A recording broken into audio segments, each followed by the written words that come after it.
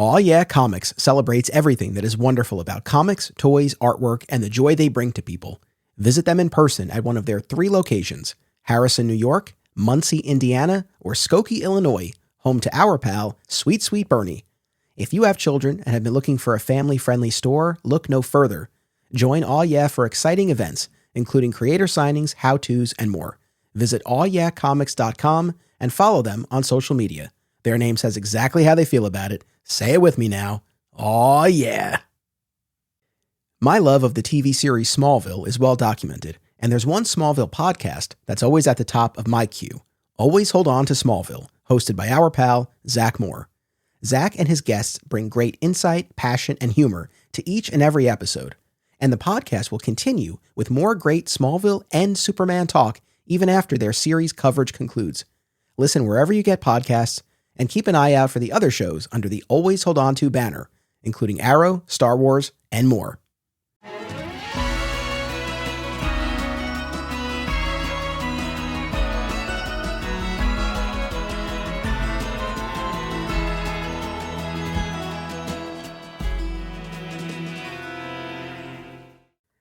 Welcome to Digging for Kryptonite, a Superman fan journey. I'm your host, Anthony Desiato.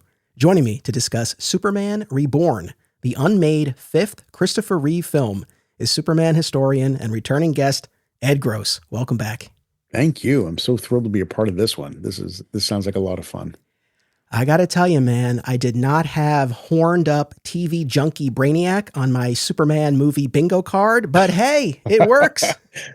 You know what? It does. I mean, it really does. It's a different take on Brainiac, yet a really menacing take in a lot of ways. And I did like that part of it, you know? A lot to get into. This is our first episode of 2025. We were off on a short hiatus, so I'm happy to be back. We are kicking this year off with what I hope will be a banger run of standalone episodes, and then we're going to segue into what will probably be our 2 biggest events of the year, and that will lead us right into episode 200. So a lot of big, fun stuff on the horizon. As always, I appreciate people joining us. On a serious real-world note, though, I do just want to say that as we are recording this, the Los Angeles area has been ravaged by these horrific wildfires. And so I just want to say, for any audience members who live in or around that area or have friends or family in or around that area, and of course to all of the rescue workers as well, our hearts go out to them, and we're thinking of them. And I encourage folks, if you're able to donate to whatever extent you can, please do. It's just truly an awful situation. I mean, they keep using the phrase apocalyptic, but it is. I mean, you look at what's there and it's just horrible. It really is. And yes, I'm sorry, I believe in climate change. Anyway, go ahead. So I just wanted to say that. But on a happy celebratory note, Ed, congratulations on the release of Superman, The Definitive History. Thank you. It's I've said it to you before that it's just amazing having written unofficial and official definitive histories of Superman in different formats. But the thing about this book is the praise that it's gotten from people. I don't mean praise like, oh, wow, Ed's great. I'm not saying that. I'm saying because it's really the packaging and the design and the art. And it's just one incredible package. So it's a real thrill to have this book out there and that people are loving it the way they are, especially given the price tag. You know, it's nice to know that people are getting it and enjoying it. Yeah, absolutely. And we did a whole episode talking about that and what it means to be a Superman fan and some of the challenges that we encounter sometimes. But I was so excited to get my copy of the book. Your publisher very graciously sent me a copy, and it was just fantastic and as hefty as you had warned me about.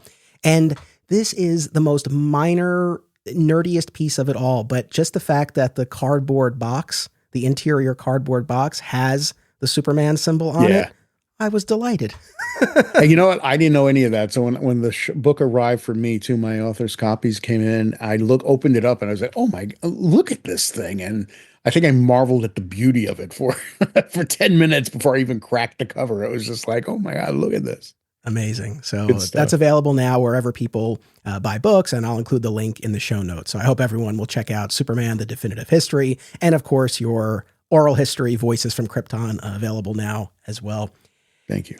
So when we talk about the great lost, unmade Superman projects, probably fair to say that Superman Lives, the Tim Burton, Nick Cage film, tends to dominate the conversation, right? Yeah, absolutely. No question. And certainly that gets its due in your book. And we did a whole episode on it a couple of years ago now. And we looked at the various iterations of the script that it went through. And we listened to audio dramatizations of those various screenplays. And like I said, I think that really tends to take up a lot of space in the conversation when we talk about these lost projects. But what we're here to talk about today, no less interesting, no less fascinating.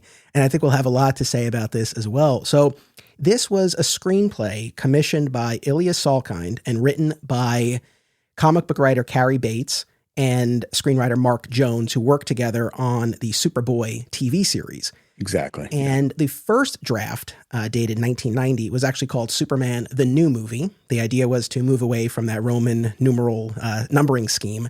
And I assume also to call to mind Superman, the movie, the original 1978 film, right? That was the movie. This is the new movie. The new movie, right. In subsequent drafts, it would be retitled Superman Reborn.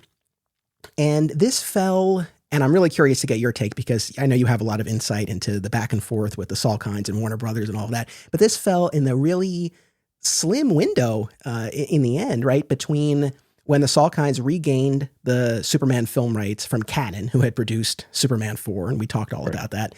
So after the Salkinds had regained the rights, but before Alexander Salkind made this deal with Warner Brothers whereby they reclaimed the rights. So there was a small window of time where it looked like there was the possibility that they would once again be producing a Superman film, correct? In the aftermath of Superboy, basically. That's sort of when the period there, I think, because Superboy ran, well, I mean, they were doing it during it, obviously, because the Superboy ran from 88 to 92, and the first draft of this, like you said, is 1990, but they thought they were doing it. They thought they were going to be making another Superman movie, and reportedly had Christopher Reeve interested in doing it.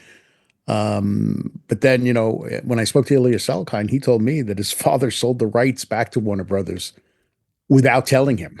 He just suddenly discovered, like, oh no, we no longer have those rights. I sold them. And he said it was quite a painful thing to discover and learn that had happened, but they didn't have the closest of relationships. But no, it's a fascinating period, and it's great to, at last be able to talk about it. Yeah, this ultimate what if. I mean, this story would have featured Brainiac as the primary antagonist and would have shown us the bottle city of Kandor.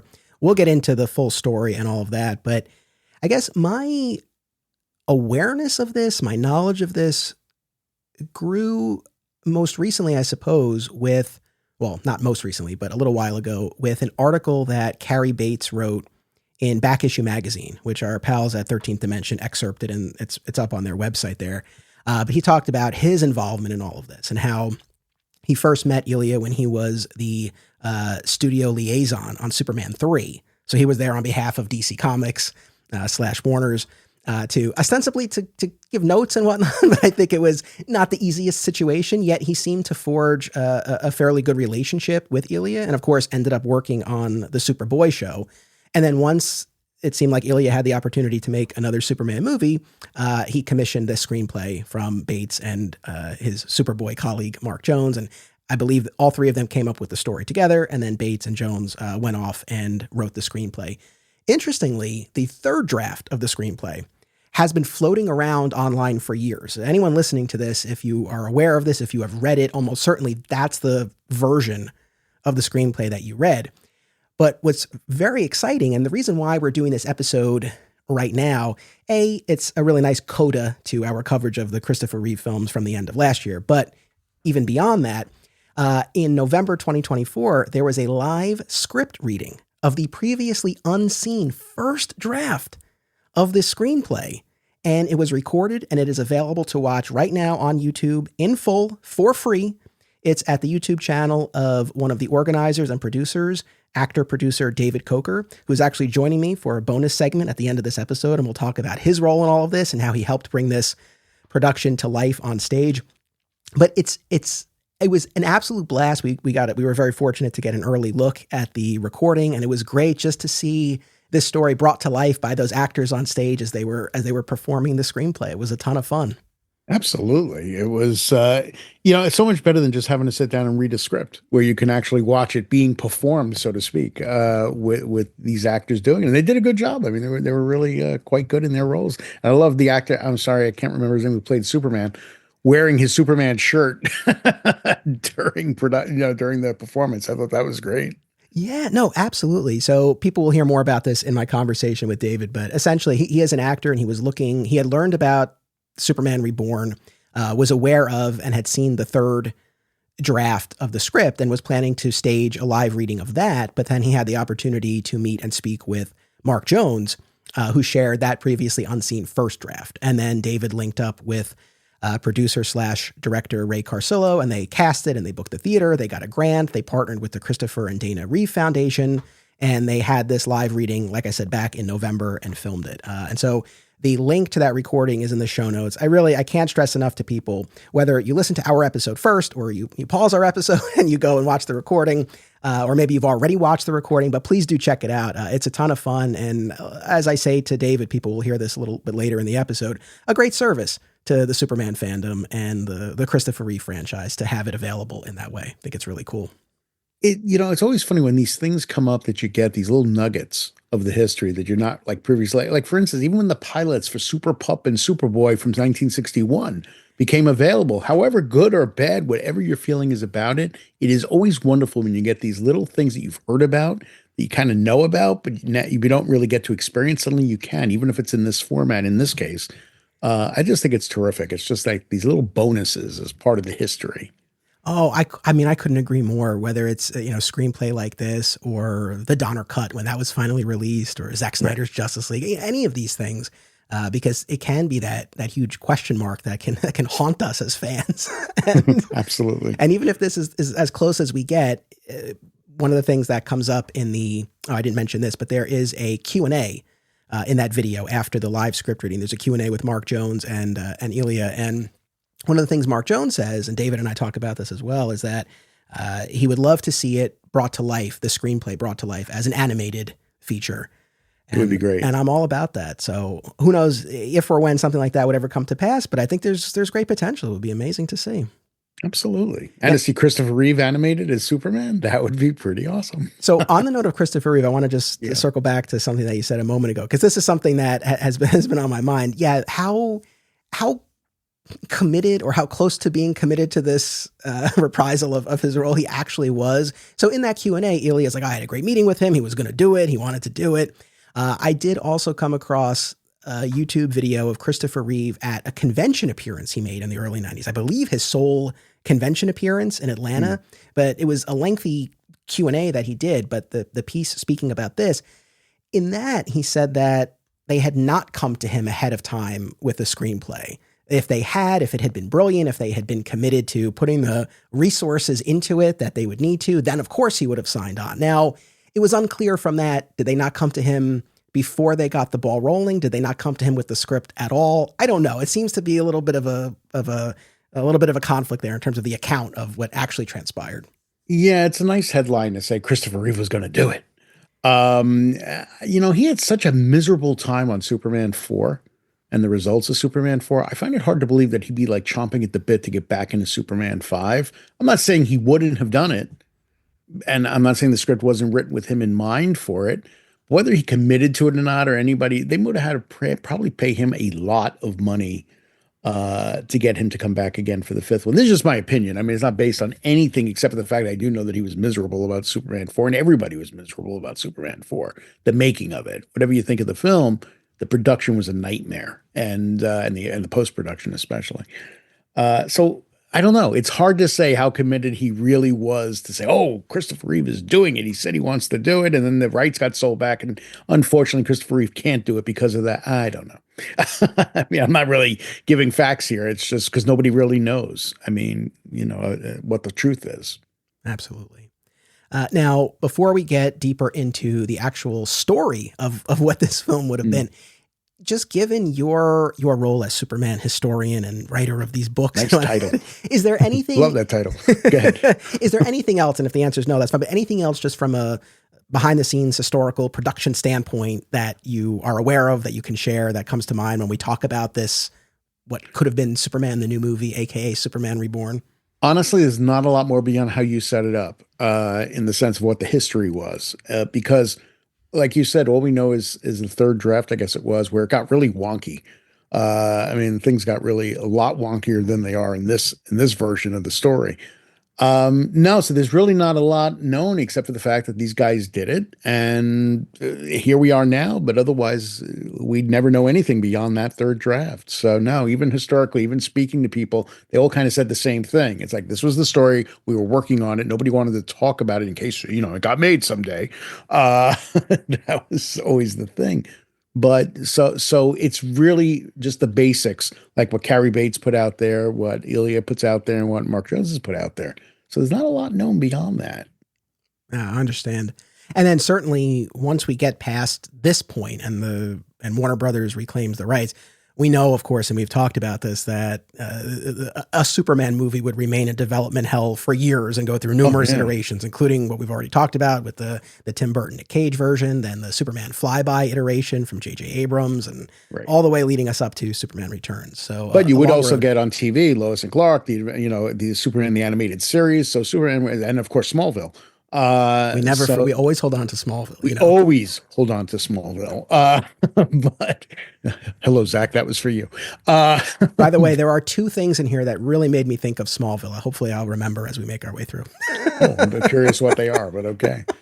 So yeah, a lot happening, but no movies until 2006. And that usually doesn't take much to make me think of Smallville, but you know what, Anthony? It's all circulating and sort of swirling around in the mind anyway, all the different versions, and you can pluck them out anytime you need to. So they're there. So what I've done is I have written a somewhat detailed plot summary of this because I do recognize a lot of people listening to this are probably not going to be familiar. Once again, I will reiterate, please go watch the recording of the live script performance. But if you haven't gotten to it yet, or if it's been a while, you've forgotten, I don't know when people are going to be listening to this episode. Right. So I put together a summary here, which I will read, and then that will provide our roadmap, and then we can jump around, and maybe a character-based approach to our discussion would serve us well, but wherever we land is perfectly fine. So in the first draft of what would be known as Superman Reborn, titled Superman, the new movie in this draft that we saw performed, Brainiac learns about humanity through television transmissions and targets Earth, bottling the city of Metropolis. Seeking to learn what it means to be human, he transfers his consciousness from his robot body into the green-skinned clone of a deceased human police officer. Entering the miniaturized Metropolis, he sets his romantic sights on Lois, plucking her from the city, and seemingly vaporizes Superman in an energy blast. Superman's form is reconstituted in the bottle city of Kandor, where Kal-El lives as a powerless mortal, despondent over his failure to save his adopted world. On Brainiac's ship, Lois sees through Brainiac's ruse, as he purported to be an intergalactic savior, and she escapes to Kandor with the help of Brainiac's rebellious servant, Cosmo. After encounters with the hard-edged Lila Lerrell and true believer Max Durr, Kal-El fulfills an ancient Kryptonian prophecy by shattering the Shield of Rao, which prompts an inspiring message from Jor-El, telling him to believe. A reunited Lois and Superman escape Kandor through an exhaust tube, and Superman, powers restored, battles Brainiac in multiple forms throughout the ship and on Kolu. After defeating Brainiac, Superman and Lois enjoy an extended stay in Kandor before returning to Metropolis with two huge changes. Lois, who was planning to leave Metropolis before Brainiac's attack, is now Mrs. Superman, and the couple is expecting twins, a boy and a girl, much to the delight of Martha Kent. Nice. We'll unpack it all, but just overall reactions to this. Look, overall, there's a lot of great stuff in the script, especially early on, I think. I think it gets a little more questionable as it goes on, basically. But exciting because one of the nice things about it is, and we'll get into the details of it, of course, is that Mark Jones and Cary Bates really nail the characters, really make it feel like an extent, to a large degree anyway, it sort of veers off, but to a certain point, it does feel like a continuation of the Christopher Reeve films, which I was really pleased about. You wouldn't feel like that it was just like, oh, it's just a comic book, it's just another, I mean, there's nothing wrong with just doing a Superman story, but again, you got to fit into certain parameters with the Christopher Reeve version, I think, and it does a good job of it. It's certainly interesting, and it would have made a hell of a debut for Brainiac. So that's the thing. More than anything else, the use of Brainiac at last was A+. And it's one of those things, this has come up a lot, and I think this is a sentiment Superman fans generally will identify with. It's frustrating, and more than anything, I think just surprising that we have yet, after all of these years, these decades, these multiple big screen iterations of the character, we have yet to see Brainiac realized on the big screen. We've gotten small screen versions, not to discount the Smallville iteration, but what Krypton did far and away, I think, set the bar for what Brainiac can be on screen. So much so that I would almost worry for a movie doing it, because the bar has been set so high. But still, and we don't discount television, but that's a different medium. It's crazy to me that we have not seen Brainiac on the big screen. So just the fact that that's where they were going with this, in and of itself, I give them credit for that. Absolutely. You know, it just occurred to me, not so much of this script, but a lot of it actually ended up in some degree or variation of it in the 2013 animated film, Superman Unbound. If you think about it, there's a lot of elements that are in that movie, just occurred to me, that are very similar to what was in the screenplay. That's true. And that was based on the Superman Brainiac storyline in the Pages of Action Comics by Jeff Johns and Gary Frank. And of course, we know Jeff Johns was Richard Donner's assistant and has deep affinity for that Christopher Reeve iteration. So perhaps maybe a little bit of connective tissue there in some way, shape, or form. But no, you're right. It's funny. I wasn't thinking about that. What I was thinking of was that Superman 78 miniseries, the first one, written by Robert Venditti and drawn by Wilfredo Torres, where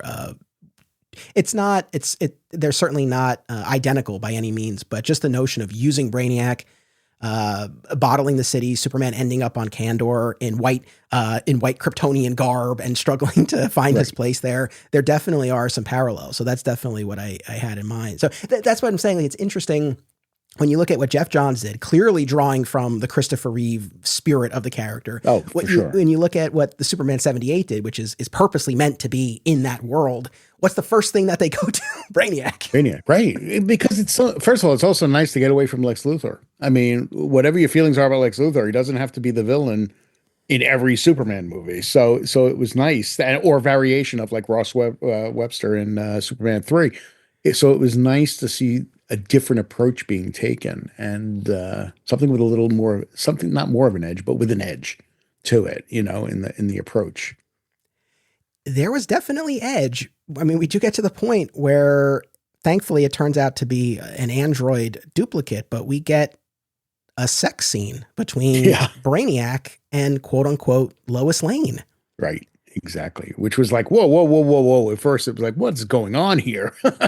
But it makes sense in the way they do it. Thankfully, they didn't keep us in suspense for too long. It's, in fact, the immediate next scene even in that scene where it turns out that she's just that android. So thankfully, they didn't belabor that point. But one thing I wanted to say, like we've been mentioning, there's this third draft of the screenplay that's out there. I do have a copy of that. I did not read it in full because I really just wanted to focus on this first draft that was performed. But I was just kind of curious. And one of the things David mentions in our conversation, because he is very familiar with the third draft, that it was much more Brainiac centric, which is interesting. So I'm glad, thankfully, that's not the case in the first draft. But the other big thing, I suppose, is that at the end of the third draft, Superman and Lois are not married and she is not pregnant, but rather it ends with him revealing his secret identity to her. So he appears, which is a good way to go too. Yeah, he appears to her as Clark and reveals himself as Superman and proposes to her. So they do end that film with her knowing the secret and with them engaged, but it doesn't go as far. To be perfectly honest, that's probably the better note to end on. I mean, I know we're really jumping around here a bit and we're jumping to the end, but one of the things you had messaged me about, and it was so funny, it hadn't even dawned on me as I was watching this script performance, but in the first draft, there's no moment of Lois learning the secret. No, she suddenly misses Superman. It's like, wait a minute, what? Yeah. And there's a whole connect, and we'll talk about it, but there's a whole connection with Martha Kent and all this stuff. So it's just that's where it gets kind of weird. There's a lot of like things just don't quite jive the way they should. And certainly you don't get any like, hi, I'm Clark Kent, by the way, just so you know, or anything. No, she just suddenly misses Superman and pregnant. Yeah. I would say for myself overall with this first draft, I felt that it was promising. I thought there was a lot of potential. Mm-hmm. I wish that we could have seen that this could have been a true and proper swan song for Christopher Reeve in the role, to sort of have that be the final note of his film series as opposed to Superman 4, even though we found a lot of redemption for Superman 4. And I will still maintain, and I talked about this at length, there's a lot more redemption to still be had if we ever get a proper restored special edition of that film. But, absolutely. But that aside, so I wish that we could have seen it. I would still love to see it in animated form. To your point, yes, there are things that are a little bit wonky and probably need a rewrite. But to that point, I think what I was so struck by in this is, I've made a number of independent documentary films, but I'm not in the film industry. But looking at or hearing the script performed, I said to myself, I think it gives you some good insight into the production process. Because looking at it, it's like, yeah, this was a first draft. I mean, I know in subsequent drafts, there were numerous changes mandated by the studio that Jones and Bates had to incorporate. But even if there hadn't been mandated changes, and one of them was they didn't want Superman and Lois married and pregnant. But even if there hadn't been studio mandated changes, I'm sure it would have gone through another draft and they would have polished it and they would have refined it. Gone through many drafts before it got to production, sure. And so that's the thing, as I look at this, yes, it does need some refining. There are places where I think we can flesh things out and whatnot, but I think the bones of it are really solid. And that's what it made me think, because sometimes you watch stuff and it's like, well, how did this get made?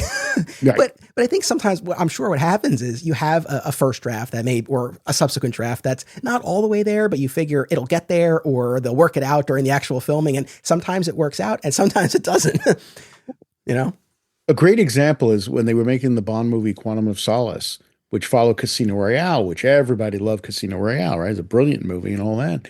And they're doing Quantum of Solace. I'll never forget, one of the screenwriters was on the picket line for the writer's strike. And he said, I just finished the draft, Paul Haggis, I think his name was.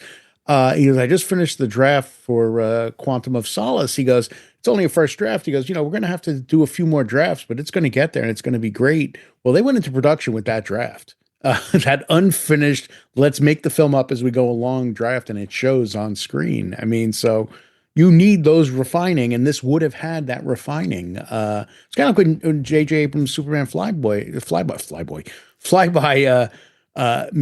was leaked, and Ain't It Cool News did this devastating review that actually had the film shelved. But like JJ said, for whatever you hated in the first draft, it was a first draft. You didn't give me an opportunity to fix these things that normally would be fixed as the script evolved. No, absolutely. And so as I was experiencing this, and for people listening to this and hearing us talk about it, even in instances where we might say, oh, this, they could have reworked this, they likely would have. So overall, I think the bones of it were solid. Just the notion of pitting Superman against Brainiac. And it's full on Brainiac. We see him in his Bronze Age robotic form. And then once he transfers his consciousness, we quote unquote see him in the more classic Silver Age, green skinned with terminals look. We've got the chamber with all of the bottled cities or eggs or whatever it is that they call them in this. But we have that. The notion of Superman facing his defeat, seemingly killed, mourned by the city of Metropolis, a precursor to what we would get in the comic books just a couple of years later.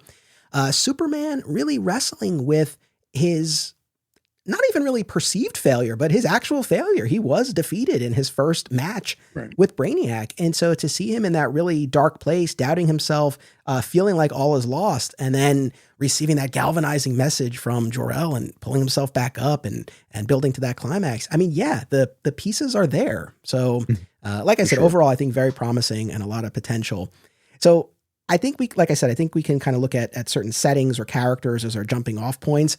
And I just want to spend a couple of minutes on the Metropolis piece and an arrival to the city of Metropolis at the beginning of the film, Martha Kent. So what do you make of Martha? Because Superman 3 and 4 very clearly established she is deceased. Here she is very much alive. Yeah, again, I don't know how much continuity there really was going to be. I mean, you have Superman in the script saying things like Gray Krypton and things, which Christopher Reeve's Superman would just not say. It was from the comic books of the era and that sort of thing. So they incorporated that. But so there wasn't, look, this was not a slave to continuity of what came before. I mean, maybe it would have gotten there as time went on. But again, Martha wouldn't have been part of it then because we know she was gone at that stage. But if you're talking about the introductory sequence of Metropolis and Superman, basically, when we don't know it's Martha Kent, and a guy steals her pocketbook and jumps in a car, and Superman you don't even know it's Superman at first. You're just following his point of view, which I think was very well done. He gets that car and he takes these guys on a ride, these robbers on a ride that is brilliant in the way it's described, and he's having a good time being Superman doing this, and it's his mother. I mean, so he's defending his mother. I don't know what you want to say about that, but I just thought it was a great introduction to the character and the Metropolis element. Yeah, it was fun. And it's not long after that where Brainiac makes his move. So it's really our main instance of Superman being Superman in the streets of Metropolis and the skies above doing his thing. And yeah, it would have been interesting to see how they would have realized that whole flying car sequence. I think it could have been a lot of fun. It's funny because initially I'm saying to myself, all right, are we veering into super dickery territory here? Like, is he being too much of a jerk with these guys? He's like really torturing them. Hey, look, they just mugged an old lady who happened to be his mother. I don't know. It's like they kind of got a gun coming to them. It's not like he hurts them, but he certainly hurts their car. That car's demolished by the end of this sequence, and he has zero pity about that I think it's fine in and of itself, but it was a nice reveal then when you find out that it's Martha. And then that made me even more okay with his actions because I was like, well, of course he's defending his mother. As far as Martha being there, I agree with everything you said. Yeah, I don't know how much of a slave to continuity this would have been. Right. I don't know if maybe they were planning on, I'd say pulling a Bryan Singer has different connotations these days, so I won't say that. But essentially what Bryan Singer did with Superman Returns, where he leapfrogged over Superman 3 and 4 and created a movie that was more of a follow-up to the first two films. I don't know if maybe that was somewhat of the intention here, where it's like, hey, we want to return to the glory days of this franchise, and so that's kind of where we're going to pick up, and I don't know. I was thinking to myself, I was like, well, did it need to be Martha? Could it have been someone else? We do get to the point later in the story where Superman is seemingly dead, and Martha in particular takes it especially hard, as you would expect. And she really starts to have these moments where she mistakes other people for her son. And on top of all of this, we get to the point where Brainiac, having become obsessed with this idea of life, now is looking at the opposite of that and death. And so he's unplugged all of the life support systems in the bottle city of Metropolis. And so the city is failing and their days are numbered. And so Martha in particular is in rather dire straits. And so I think her grief over her son, her failing sanity and physical body, I think all of that is compelling. Yeah, absolutely. And so maybe that alone justifies having Martha there. She's there to celebrate her birthday. She surprises Clark in the city. They're out having dinner and Lois shows up, and that's when everything goes astray. But I'm saying to myself, you know what this could have been a perfect opportunity for? Pete friggin' Ross, man. If you want to have someone from his past come visit him in the big city, #Justice for Pete Ross. We're going to do that episode one of these days because I feel very strongly about this. Yeah. No love for Pete Ross. None at all. No, people don't even remember him except for you. People don't remember Pete Ross. No, it's true. It could have been Pete Ross, but I kind of like his mother being there though, and because it raises the stakes basically. So what goes down with Brainiac is not the usual collection of Lois, Jimmy, and Perry. It's also his mother, and that does raise the stakes, I think, and the necessity for Superman to save the day. Otherwise, he's going to lose his mother, even though he has already. But in this version, he hasn't. So. As I said, there is that whole sequence that is very funeral for a friend-esque when Superman is seemingly vaporized. And then we see Lois, who's been removed from the bottle by Brainiac, and he's showing her the people mourning, right? And we've got the coffin with the S on it and everybody in mourning. And Mark Jones in that Q&A, he was diplomatic, I think, but he clearly felt some sort of way that Warner Brothers didn't move forward with this script because they had to approve it and they didn't, and ultimately they got the rights back. And then not long after this, in the pages of the comics, we got the death of Superman, and he, like I said, diplomatically, but nevertheless pointed out the closeness in time to this unmade screenplay, this idea that was put forth, and then what came up in the comics. Not to be a DC Comics apologist, but I would say two things. One, it has been so well documented at this point about how those Triangle era creators ultimately landed on doing the death of Superman. Yeah. And I do think this is always worth mentioning that The death of Superman in the comics, while that was the biggest event version of that story, was not the first time that Superman had died in the Oh pages of no, the comics died or all the even in the time. Super No, Friends cartoon. So we had versions of this before. Like the idea of Superman dying wasn't something that like, oh my God, it came out of nowhere. It had been right. floating around in numerous forms there. So This funeral for a friend, though, really was the most powerful, I think, version of it. And if they want to say they took some inspiration from the script, okay. I mean, Warner Brothers owns it all anyway, right? So they can do what they want. But that's the closest relation to this screenplay. You know, the screenplay that I think of the time was the funeral for a friend did come close in certain elements of it, but we certainly know how they came across the whole idea of killing Superman. it's been a while since I watched the Super Friends episode, The Death of Superman. Yeah, I haven't seen that in But years. that too, Coffin with the S, that was very Yeah, similar as well. Although Mark Jones mentioned in that Q&A about how he wrote for Super Friends. So I don't know. Maybe this is all a Mark Jones thing. I don't know. there you go. And then I guess maybe the other big thing to set us all up on the Metropolis side is that as Clark finds out and is quite surprised, Lois is planning to leave. She's planning to Yeah. leave Metropolis and leave the Daily Planet for the Los Angeles Times because she essentially can't stand to be around Superman anymore. So that's sort of from an emotional standpoint, that's what we have our main character dealing with before everything gets off with Brainiac.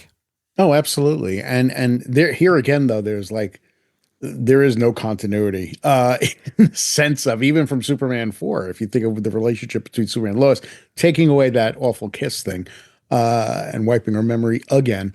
Uh, but it's just not, and that's that raises another question about this script. If they're going to go Christopher Reeve, I assume they would have gone with Margot Kidder for Lois Lane. I don't know if she was of the right age for a lot of what goes on in this screenplay. Uh, yes. So I don't, the juxtaposition of this, I don't want to make it sound like I'm making any judgments, but the screen direction in the screenplay, it says Lois, when she's introduced, Lois looks pretty good. In fact, she looks great. Yeah. And when Brainiac removes her from the city because he chooses her, all of her clothes remain, right? And she wakes up naked under the sheets, on the ship and whatnot. And then, like I said, of course, we have that whole sex scene.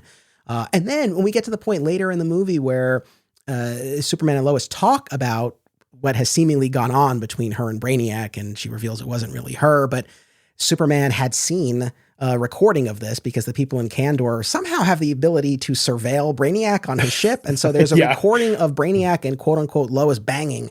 And Superman is forced to watch this. That's what reminded me of Smallville from season 7, when Clark is in Lex's mind and Lex makes him watch Lex and Lana consummating their relationship. And Yeah, absolutely. after Superman and Lois in Superman Reborn talk about all this, Lois goes, "So, well, how did I look?" Right. Right. There's a few things like that. And also Lois and Lila Laurel, there's a lot of name calling back and forth, bitch, slut, whore. It's one of Oh. those things. Look, I'm not going to sit here in 2025 and judge the screenplay, but clearly that's stuff that, certainly wouldn't play now. And maybe even in a subsequent draft might have been There's a couple of smoothed out a bit. F-bombs in it too, which Yeah. never would have made it. I mean, never would have been in the movie, but Yeah. they made Yeah. it. So let's talk about Brainiac, man. So like, what did you think of this iteration of Brainiac? For a while, pretty terrifying. I mean, it kind of, again, there's elements where we'll get to, I'm sure, that didn't work for me the same way. But the setup of this thing, and this is what I really liked, is that it was such an extended prologue, basically, with Brainiac setting up that ship, setting up, sort of implying who he is, and then seeing him gradually, or giving hints of him. And then you get to see him, and he's huge and he's terrifying. And I think the descriptions of the script, his ship, everything about it was just really strong and really would have made an amazing impression on the big screen for Brainiac. And just something so different from anything we'd gotten before. And that would have, to me, would have been key. Like, again, with the Christopher Reeve question, what's going to draw him to this? Doing something different. And this movie, at least based on, what we have here, would have given it a very different vibe than what we'd gotten from the first 4 movies. So Brainiac's presentation was just tremendous, especially early on. It was that early descriptive stuff And the gradual reveal of him just blew me away. I thought it was like, wow, this guy sounds scary as hell. And I have to say, and I don't have his name top of mind, but the actor who played Brainiac in the performance I thought was great and really, helped sell that character. But yeah, I agree. I think certainly in terms of the physicality that is described, and as I explained before, you would have gotten to see Brainiac in his most traditional comic book forms, and he changes forms over the course of the film, which I thought was a neat way to sort of capture the entirety of the history of the character at that point, at least. In terms of the characterization and the motivation, though, it's a lot of TV watching at the beginning. It's like it's multiple scenes of him watching TV. It is. And one of the notes I made for myself about it is everything he's watching or that we're hearing excerpts from is all sitcoms and things like that. And in my mind, if you're trying to really understand humanity, which is what his goal was apparently in listening to all this, let's mix it up. Let's have some newscasts in there. Let's have some historic stuff. Let's have some presidents or people from, leaders of other countries talking and really fueling him on what humanity's all about. Not just quoting the honeymooners or, and a lot of it was in the 50s. I know as the script goes on, they incorporate more elements of more modern things. But at first I'm reading this or watching this too and thinking to myself, this is a little too much of a slave to the early golden age of TV. And really it confused me because I don't think you're learning about humanity from just this. I think you needed that mix of real world and fictional world to really fill him in. What I kept thinking of, the lawyer in me was like, are they going to be able to clear all of these? I was thinking to myself, like, what's Warner Brothers? What's not? and look, that's an instance too, where I'm sure that would change by the time they were actually getting to it and they would use what legally they were able to license and all of that. But it was just a bit much with that. And I agree with you. The fact that it was so sitcom heavy. I mean, look, I love the honeymooners to death. So, I hear bang zoom. I was like, oh, the honeymooners. But yeah, that wore on a little bit. We get to the point later when his consciousness is transferred into the cloned human body and he's like glitching. And his humanoid alien assistant, Cosmo, who we have much more to say about. Cosmo was the MVP of this whole thing. He was. But Cosmo explains he was able to essentially transfer the memories and whatnot, but that to implant emotions, he used those transmissions. And so you have Brainiac in this new cloned body, like glitching for a few minutes, and he's just spouting all of these catchphrases, and he eventually settles down. But even later in the story, maybe it's a function of like, this is just all he knows, but every now and then he'll drop in one of these catchphrases like, book 'em Dano, or beam me up Scotty, or whatever, stuff like that. On paper, and as I'm describing this, people might be like, oh, like that sounds silly. It is. I do have to say though, watching that performance, it got laughs. And I found myself caught up in it too. And I'm like, oh, I don't know. Like this actually kind of played more than I would have expected it to. Part of it is because he's spouting these lines, especially when his body is adjusting, this cloned body is adjusting, but he's alternating between the goofy lines from the TV shows and threatening basically to kill Cosmo because he thinks he sabotaged him basically. And so you got this weird juxtaposition of, hi, to the moon, Alice, to, I'm basically going to kill you. And it was just, so that made it scarier in a sense, watching this sort of back and forth transition in Brainiac's own mind and how his words were belying what he was doing. His actions were so different compared to the humor he was generating with those quotes. Well said. And to your point about it would have been more appropriate to at least have some news mixed in. I don't disagree, but clearly like what they were going for here, there's this whole notion of he's only watching these fictional stories, these fantasies, and he doesn't think Superman is real. Like there's a separate moment where Cosmo is actually watching the news and he realizes, oh, some of this stuff is real and this hero is real. And Cosmo has his own agenda because he's not a willing participant in all of this. He's been forced to do the bidding of Brainiac. And so he sees this as an opportunity to pit Superman against Brainiac and finally have a foe that maybe could defeat him. So I guess having it so focused on the fictional sitcom world, right, then kind of allows this whole bit about Brainiac not knowing that Superman is real.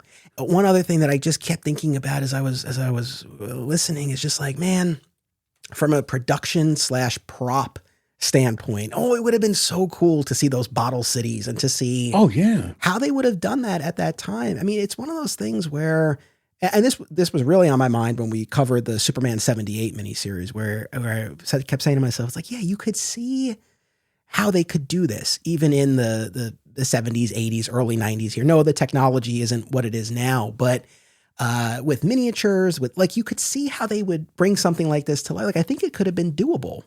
Yeah, I think it would have been expensive. What they describe in this movie, but at that time with the effects and stuff, I think it would have been extremely expensive. What they did, but we're not going to worry about budget because we don't have to worry about budget. We don't have But to. yeah, but you could have done it, and it would have. I think visually, this film really could have been something. I mean, it really would have been something different and stand out, and really sort of embrace the sci-fi genre more than any of the others had. No, 100%. Now, at the starting point of all of this, Brainiac's objective is what we would traditionally associate with the character. He's this collector. He's going to bottle an Earth City, but his motivation shifts where he has this moment with Cosmo where his curiosity and humanity has grown, and he starts to realize what he's lacking. As he says to Cosmo, "You never told me what I'm lacking, what I miss. I'm not alive." Right. He becomes obsessed with this idea of what it means to be human, to be alive.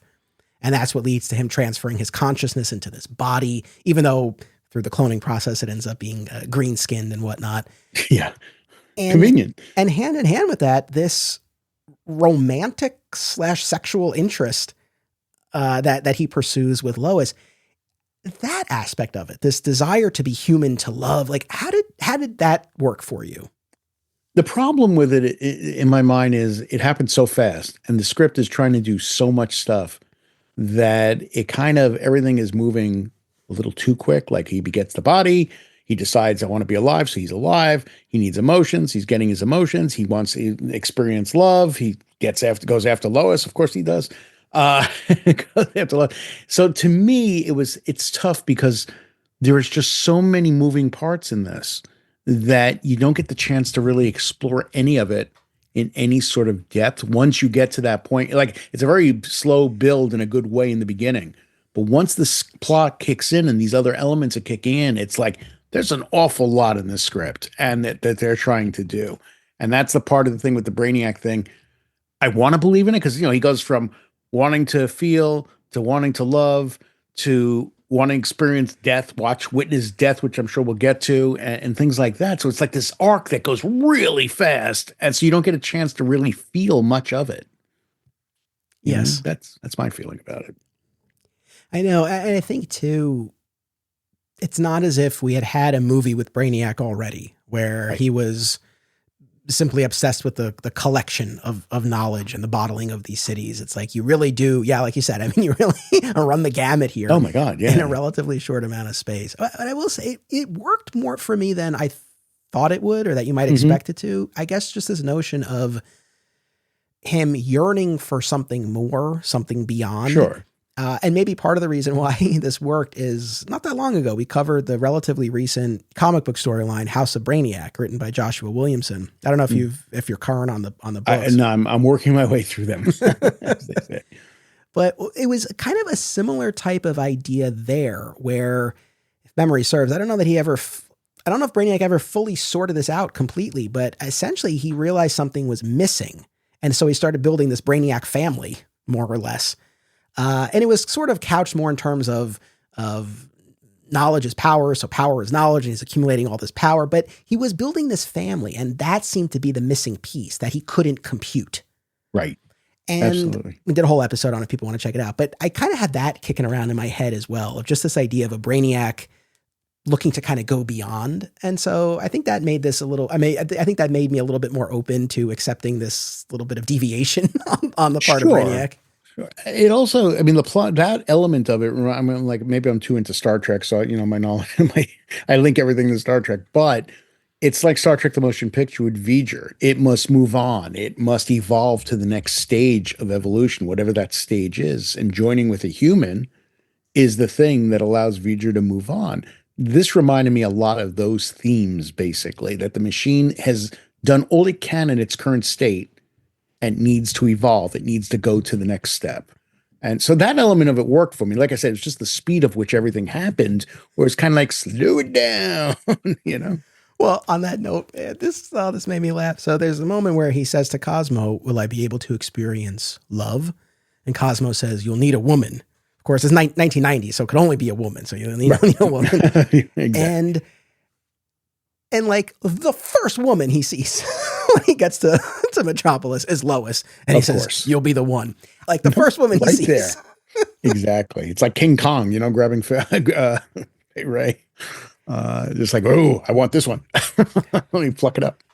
The romance angle, and maybe this is just a function of it. It got there so quickly. That was one part where I'm like, all right, I feel like we're maybe moving a little bit too speedily through his human experience. Although that is such an essential ingredient of the human experience. So maybe it makes sense. I don't know that, but what I do know is I'm actually glad we never actually got to see the scene of Brainiac experiencing sex for the first time and crying. I didn't need that. Yeah, that was a bit much. Yep, absolutely. Did you? I hate to remind people of this, but are you familiar with the notorious Amazing Spider-Man storyline Sins Past? No, I tuned out. I love Spider-Man, but the comics, I kind of gave up years and years and years ago. Real quick, we find out in the story that Norman Osborn had fathered Gwen Stacy's twin children. Yes. Ew. Now this has subsequently been retconned, is my understanding, thankfully so. But in those flash, yeah, I know, but you know what? I had to suffer through it, so now everybody else does too. and there's one page, it's just seared into my brain. I wish it weren't, but we see Norman. It's like it's a splash page of Norman's face at his moment of you know what, and it's like, oh man, I did not need to see that. But no. that's what came into my mind when we're hearing these descriptions about Brainiac experiencing this pleasure and tears streaming down his face. It's like, oh my God. Yeah, it was rough stuff. Definitely. Yeah. And then I guess while we're on this Brainiac track, like you were saying, he does then become obsessed with death and plans to watch the bottle city of Metropolis die. And that's where I have a problem in a sense when, as I'm reading it and watching the performance of it, it's as he suddenly decides, I need to experience death. It came out of nowhere. And it was just something like, I'm going to unplug these bottles and watch these people die. I'm going to experience death.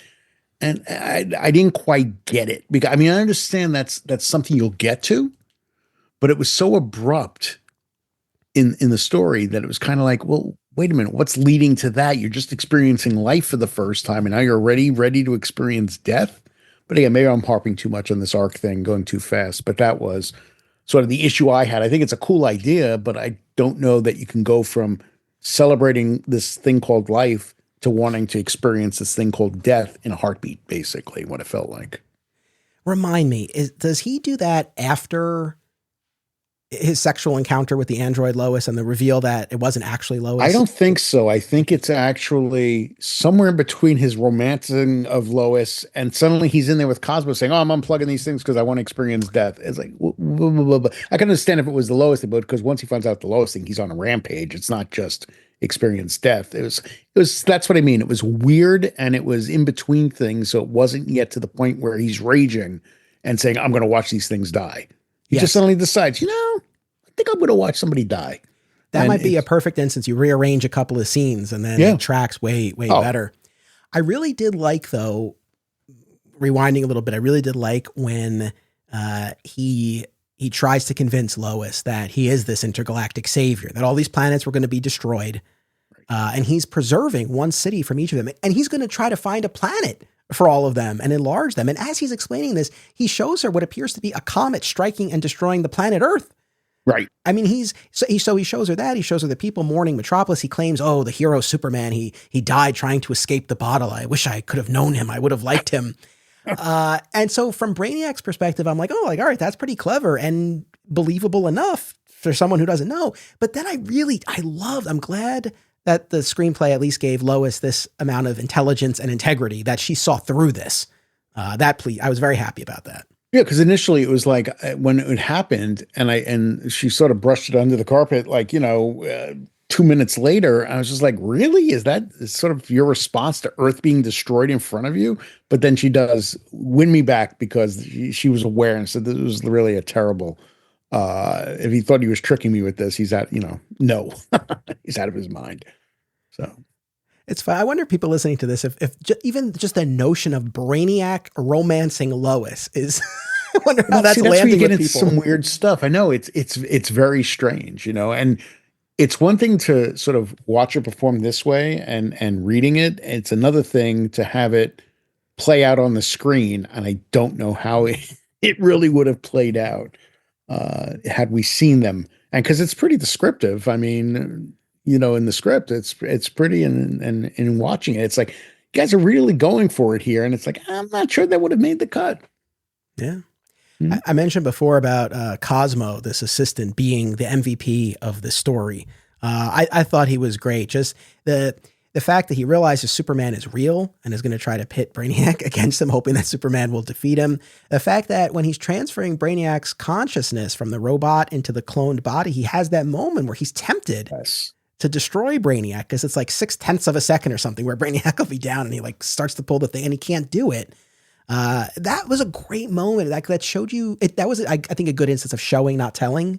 Like, he doesn't have a monologue about it, but it's like, he's clearly tempted and he doesn't go through. The hesitation is there. The hesitation is there. And considering the compassion he has for Brainiac is amazing when you keep in mind the fact that Brainiac killed his people, destroyed his planet, killed his people, and does some pretty heinous things in this to some of the survivors, 3 of the survivors of his people that, was again a little abrupt in the script, but Brainiac is just merciless in the fact that Cosmo had the mercy to not kill him, or the compassion or the humanity, so to speak, to not kill him was a pretty big moment, I think. Totally. Well, we find out that Cosmo is from Kolu, and that I don't know if the intention was Cosmo specifically, but that he, I think, was one of the creators of Brainiac.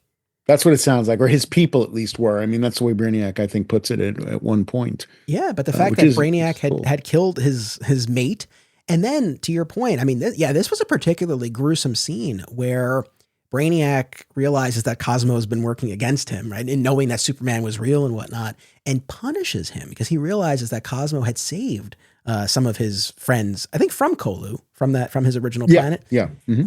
And they're shrunk, and Brainiac enlarges them. And I liked this bit of business too, where Cosmo's pleading. He's like, no, like they spent too many cycles shrunk. Like it'll destroy, and their organs are on the outside of their body. And it's just like this horror show as they're enlarged. And you really feel for Cosmo and this punishment that Brainiac is subjecting him to. Oh, absolutely. And here I go again with Star Trek. I hate to do it, but it's the same movie.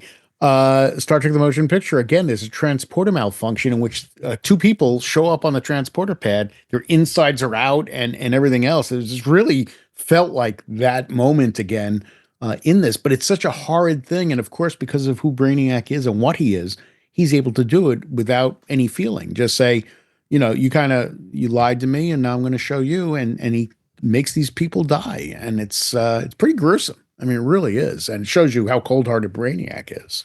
Yeah, but Cosmo, ultimate MVP. I mean, he's the one who ultimately realizes that Superman lives, and he's in the bottle city of Kandor. He helps Lois escape, and he does ultimately pay the price, but he returns in robotic form thanks to these drones who he's had with him throughout the movie, who function as pets/children. I mean, like that's sort of more like children than anything, which also makes me wonder why Brainiac allowed that. But have these things that are so bonded to Cosmo rather than Brainiac.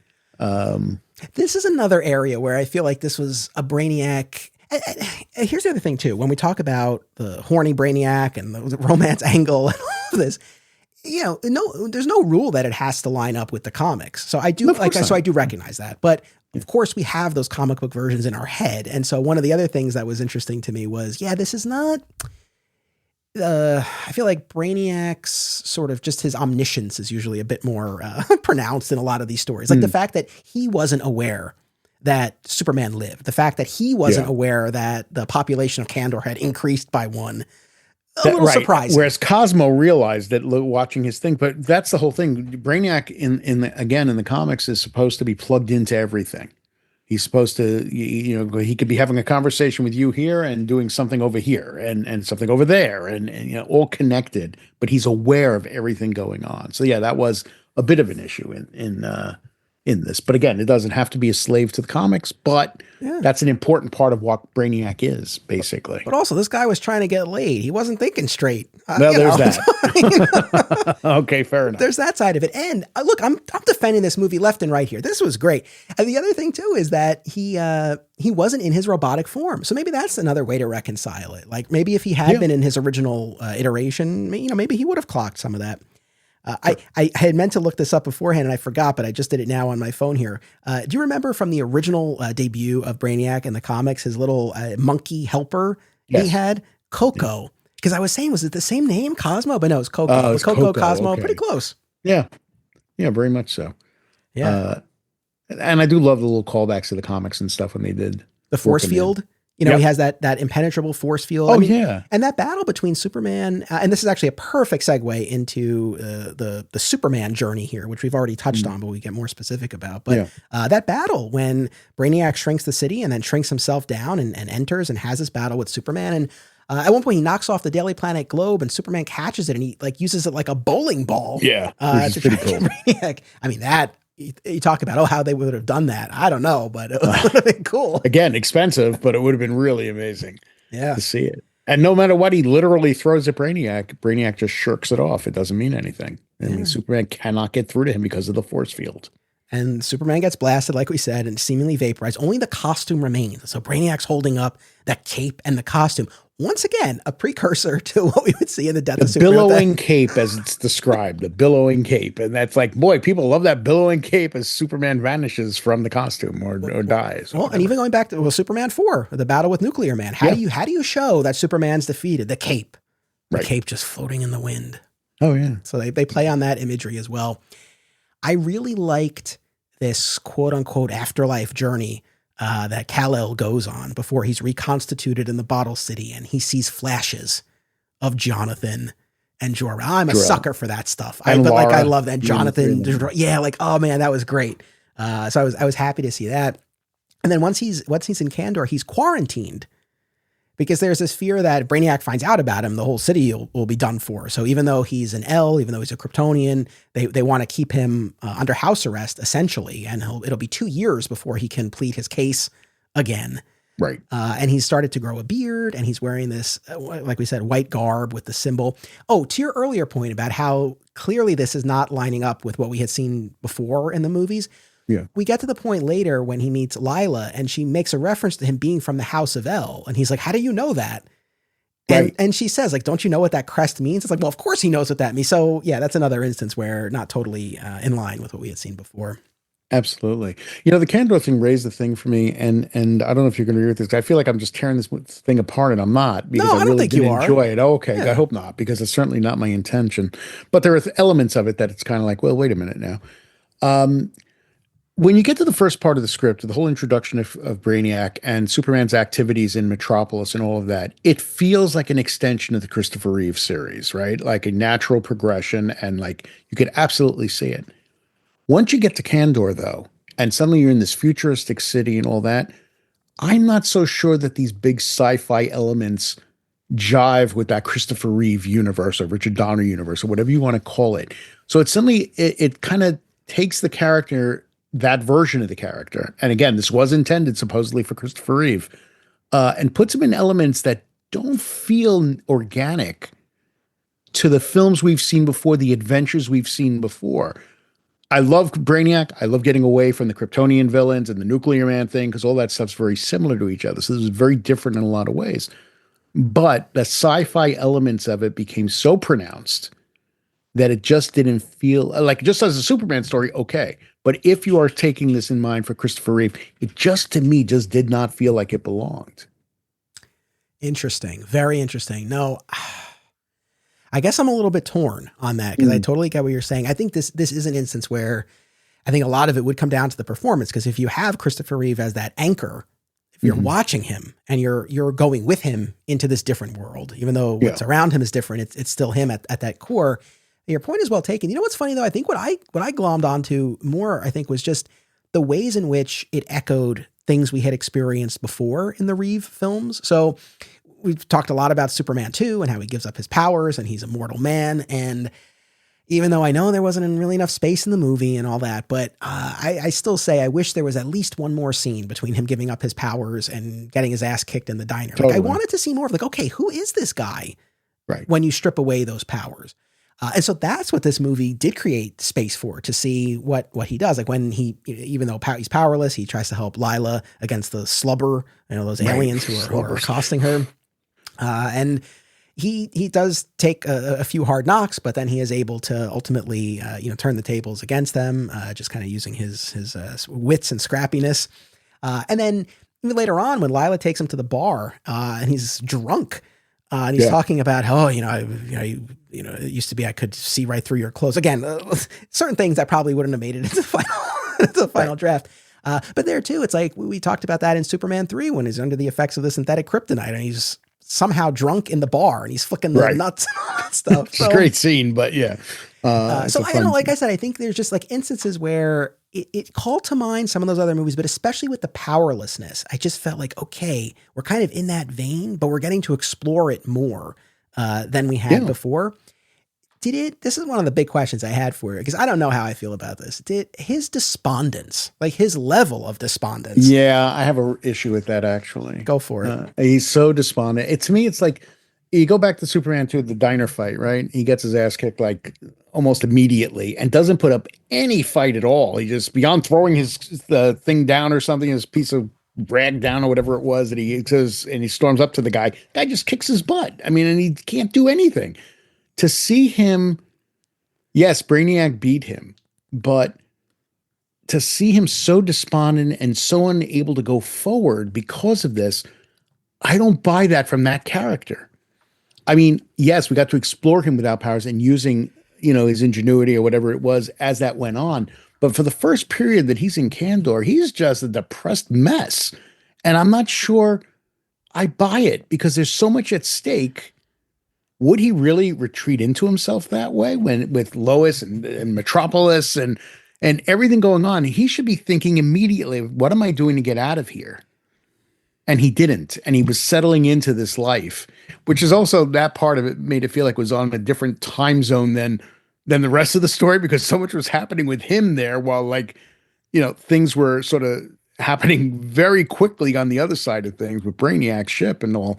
But that was a real issue I had, because to me, I didn't mind it once he got his act together and was like, again, trying to do exactly what I'm talking about, get out.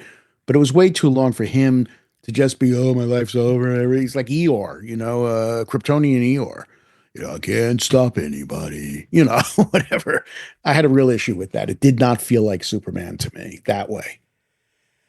I hear you, honestly. And especially some of the dialogue that comes out of him where, so there's this Kandorian Max Durr who I guess sees Kal-El as this opportunity to fight back and maybe save the city. And fulfill a prophecy. Yes, the whole prophecy piece of it, of course, and helps Kal-El escape his home confinement. But then Kal-El leaves him behind, right? Like he drops a gate or something and he runs away and he's like, I'm not that man anymore. Later on, when Lila's asking him about his past and he's like, I have no past. That was the line where I'm like, okay. Come on. A little bit much. And I guess too, what's a little bit problematic about it is that he knows the deal. He knows who Brainiac is. He knows that these cities have been miniaturized and are in these bottles and are on the ship. So like it's not as if he has no idea what the hell happened. It's not like Brainiac's ship arrived and then boom, he's here. Right. And he knows Metropolis is still out there and suffering. I guess it's just like he has not experienced that kind of defeat. And I'm being very generous here, but we don't know. Like I guess it's debatable to what extent he quote unquote died, but he had a very death-like experience, at least, where he's vaporized and then he's reconstituted. So maybe there's something about that has so changed him. Or he remembers when he was powerless before and he got almost killed in the diner and he's like, well, I'm totally useless. So what can I do? I mean, maybe, but he shouldn't be. That's the point. He shouldn't be useless if he loses his powers. That's the whole thing of Superman, right? The spirit. It's kind of like, but Rocky did the same thing. I was going to say Rocky 3, right? Clubber Lang beats Rocky and he's terrified to go back in the ring with him and finally gets his act together and does. Yeah. And of course wins, of course. Little running on the beach with Apollo Creed. That's like, right. hey, man, And Adrian giving the speech, though, Adrian giving the speech is his motivating force there. But just like Lois should have been his motivating force in this, that like, I have to get out of here. I have to, not only the people in Metropolis, but I have to get to Lois. I have to help save Lois above everything else. So that's all. I hear you. I mean, it picked up and it got better, but up to that point, it was kind of like, come on, dude. You know what the problem is? I think it's that he quote unquote has to be that despondent because you need the turn when he fulfills the prophecy and shatters the shield of Rao and gets his message from Jor-El. But it's like, right. You can't just reverse engineer that, right? Like, you can't make it that like, oh, he needs to be inspired here, so we got to bring him real low here, but and not totally account for it. That's, I think, the problem. Yeah. I've been mentioning Lila Lerrell. So she, of course, appeared in the classic Silver Age issue where Superman goes back in time. She was this actress. Return to Krypton, right? Yeah, and he had this whole romance with her, and then they were torn apart when he went back to his time. So this is a very different take. She's very hard-edged. I didn't know at first if she was meant to be a woman of the night. I think it's a little ambiguous. I don't know. I don't know how you felt about that. Didn't stay ambiguous for long. Well, she propositions him. She reveals her chest to him. Yeah. But of course he turns her down. But yeah, I don't know if she was fully meant to be, because we are told there's a Kandorian whore in the streets of the city. I don't know if she's meant to be in that line of work explicitly or not, but a different take on the character. Absolutely. You know. No connection at all to the comic book version. No, ultimately it does take that turn, and they're separated. They reunite. I mean, I'm not going over every single plot point here, but when he and Max Durr do ultimately align, and they need to obtain this device that can shrink or enlarge, and it's on the wrist of one of those slubbers. And when they track him down in this shack, there's this sexy woman next to the slubber. And then this woman gives a sloppy kiss to the alien, and it's Lila. And she's been in cahoots with him. And they have, like I said before, this surveillance disc of Lois and Brainiac.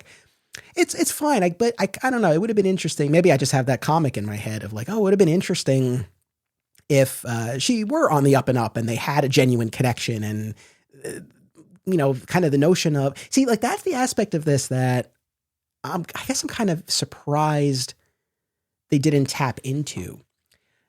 Where it's like he now has a tangible connection. He is in a city from his homeworld, right? Like there's really no point at which there's any kind of appeal in that to him, right? No. Like it's just this prison essentially, and he's failed and he's stuck here. I just think that's an angle that maybe there could have been some space for, because it's intriguing. It's like this world you thought was totally gone. There's a whole city here. Right. But there's also theoretically, his uncle, his aunt. Yeah. Right. And that could have been an emotional connection there in Kandor, basically, which I was really surprised that they didn't. I didn't expect Kara to be there, but I certainly expected Zor-El and Allura to be there, and they weren't. That would have been the connection of Kandor then suddenly. It's, yes. And then being the brother of Jor-El, giving him the sort of the pep talk or something there's the Adrian, right? There's the connection that gives him the motivation to get his shit together. And can I say that? Sorry about that. We have Justin DeVoe on the show. This is nothing. That's true. You know what? This is nothing. That's right. That's true. But to get his act together, that would have been great then, to have sort of that motivating factor. Like, your father died making sure that you live. You have a greater purpose than to sit here wallowing in your pain or you know what I mean, and do something about this. Yes, that totally, I think, would have worked. And it's fine. I've complained about this before. The one thing I don't like about the Superman 78 miniseries is that when he's in Kandor, it's Jor-El and Lara. It's like, no. It's too much that they survived. Let it be Zor-El and Allura. So you have that connection. And maybe make it, and this might solve two problems for us, because maybe it's not just that he's despondent over his failure, but it's also like, this is my place. This is just where I should be. Like, he's going to need a kick in the pants, but like, maybe it's not just like, I totally give up. Maybe it's also, well, no, now I can be with my people. Well, after everything that has been, said to him about from Jor-El and all the training from the crystals and from the ship and everything else that has taught him about Krypton, something he has never experienced before, there should have been some of that wonder, some of that, oh my God, this is a piece of Krypton. I mean, this thing that I've never actually had a tangible connection to beyond what my father's told me about it. That could have been a real opportunity too. Again, I feel like we're tearing this thing apart, and we're not, but just saying how it could have been strengthened emotionally, because that's a big deal to be in Kandor, to be a part of Krypton for the first time in his life.